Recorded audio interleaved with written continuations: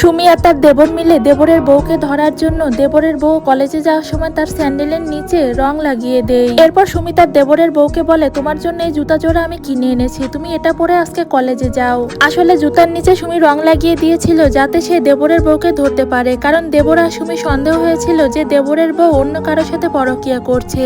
তাই তো জুতার ছাপ অনুসরণ করে সুমি আর তার দেবর মেয়েটির পেছন পেছন যেতে লাগে। আসলে সত্যি মেয়েটি পরকীয়া করছিল। মেয়েটিও গিয়ে তার বয়ফ্রেন্ডের সাথে দেখা করে। তবে মেয়েটির বয়ফ্রেন্ড সুমিদের পরিচিত ছিল। মেয়েটি অনেক চালাক ছিল। মেয়েটি বুঝতে পারে নিশ্চয়ই তারা তাকে ফলো করতেছে, কারণ মেয়েটি সবকিছুই দেখেছিল যে তার জুতার নিচে তারা রং লাগিয়ে দিয়েছে।